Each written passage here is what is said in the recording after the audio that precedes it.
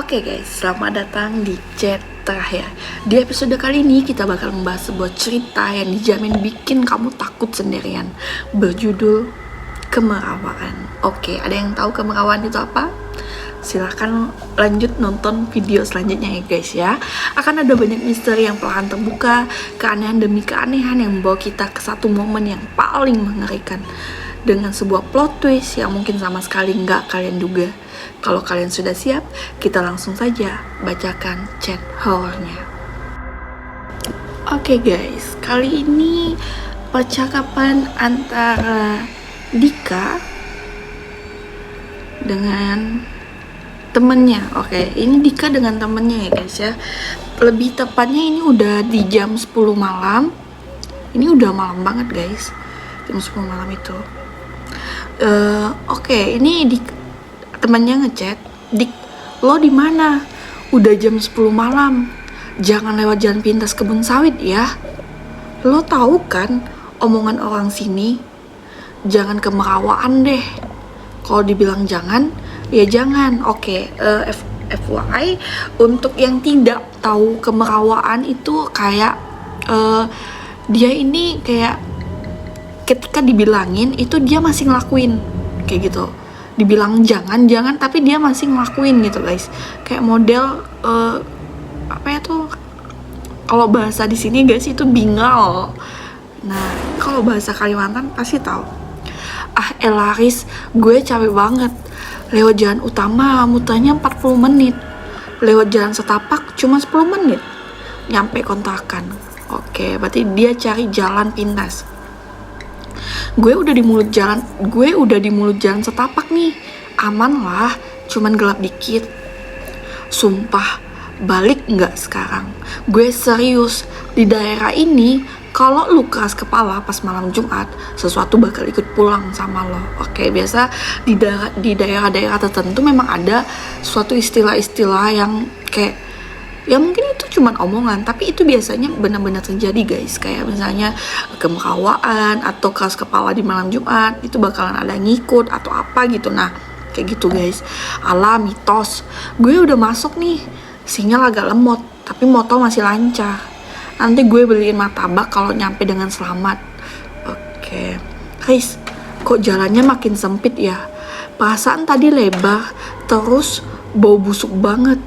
Kayak bangkai kambing. Nah, satu hal lagi guys, kalau misal kita mencium sesuatu, lebih baiknya kita diam, jangan nyeletuk kayak ih bau nih, kok ada yang aneh ya, kok ada bayangan. Nah, jangan guys, jangan, itu bahaya.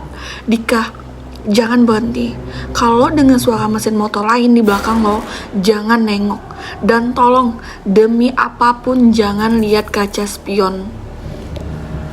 Telat, gue baru aja nengok ke belakang, ada motoris. Aduh, Dika ini kenapa kayak kemauan banget ya guys ya. Kayak susah banget dibilangin gitu. Dibilang jangan nengok, dibilang jangan lewat jalan setapak, dia lewat. Jangan nengok, dia nengok. Jangan lihat kaca spion, dia juga lihat kaca spion. Aduh, ada motoris, lampunya redup banget, kuning. Kayak bapak-bapak petani. Dia ngikutin gue dari tadi.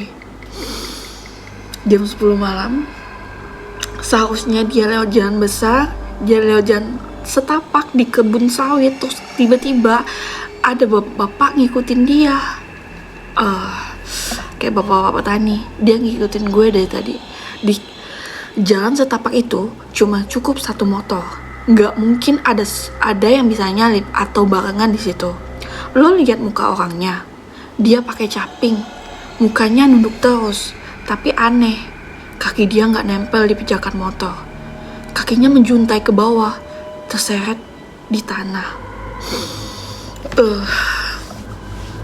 Ini aneh sih, malam-malam terus dia pakai caping, masa nunduk kayak pakai motor terus nunduk gitu guys. Gimana jalannya kalau dia beneran manusia? Terus dia kakinya sakit dong kok diseret. Ini nggak beres sih guys. Dia makin deket, motor dia nggak ada suaranya, tapi dia bisa ngejar kecepatan gue. Gue mau ngebut, tapi jalannya licin banget. Matiin lampu depan lo, kata temennya nih, sembunyi di semak, jangan nafas sampai dia lewat. Itu Kambe. Dia nyari orang yang keras kepala kayak lo buat diambil wajahnya. Oke, ada istilah juga di kampung itu Kambe guys. Dia kalau misalnya kan ada istilah kayak kuntilanak, dia mencari anak-anak. Kalau ini ada juga Kambe, dia nyari orang yang keras kepala untuk diambil wajahnya. Jadi korbannya itu nanti bakalan kehilangan wajah. Riz, gue udah nyampe kontrakan. Gue tadi ngebut gila-gilaan.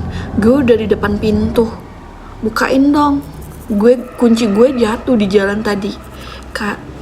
Oke, bukain dong, kunci gue jatuh di jalan tadi kayaknya. Dingin banget di luar sini. Kok cepet banget ya guys ya.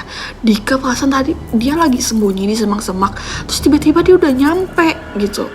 Tunggu, lo nyampe secepat ini? Lo bilang tadi masih di tengah kebun sawit. Harusnya butuh 15 menit lagi buat nyampe ke sini. Gue lewat jalan potong yang lebih ekstrim. Udah sih, cepet buka. Gue bisa dengar suara lo di dalam lagi main game. Jangan dibuka, tolong jangan dibuka. Cepet Riz, dia ada di belakang gue. Hah? Siapa yang di belakang lo? Oke, ini serem banget guys. Ini kayak modelnya soalnya dia lagi di kebun sawit guys, tapi ternyata tiba-tiba dia udah ada di depan rumah. Ini aneh banget. Soalnya temennya ini nggak boleh buka sih, karena bahaya. Itu nggak wajar banget. Tiba-tiba dalam waktu berapa menit, kurang dari 2 menit, itu dia udah ada di depan pintu. Bapak-bapak tadi dia berdiri di bawah pohon mangga depan rumah kita. Dia cuma diam natap gue. Oke. Bapak-bapak yang ngikutin si Dika yang tadi di kebun sawit guys, ternyata dia juga ngikutin sampai di depan kosnya Dika. Gue baru aja dapat laporan dari warga. Ada kecelakaan di jalan setapak 5 menit yang lalu. Motor metik warna hitam persis punya lo.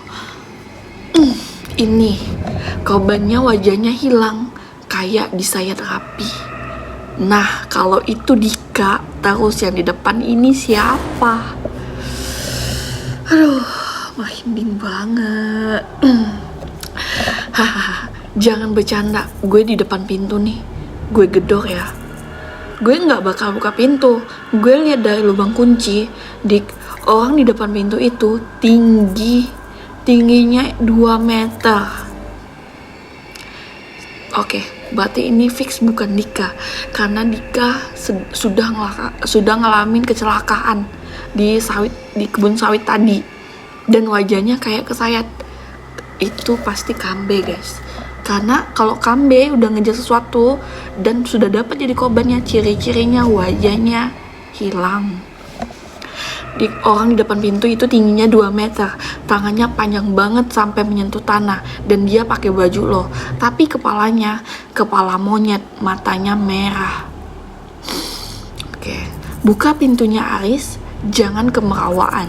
Kalau lo nggak buka, gue masuk lewat ventilasi. Serem banget. Gue sudah punya wajah Dika, sekarang gue butuh wajah lo biar kita bisa jadi teman kontrakan lagi. Nah, serem banget guys. Gue telepon polisi, gue telepon warga. Aduh, gue udah di belakang Loris, di dalam kamar. Oh my god. Gimana guys ceritanya, seru nggak? Seru banget sumpah, dan ini seram banget. Nah, jangan sepelehin hal-hal kecil guys. Kadang sesuatu itu petanda. Misalnya teman kita nih nyaranin sesuatu, tolong dong jangan lewat situ bahaya. Ikutin, jangan merawak. Nah, kalau dibilang jangan lewat situ, ini posisinya udah malam. Lebih baik kamu lewat di jalan putar 40 menit daripada harus kehilangan nyawa guys.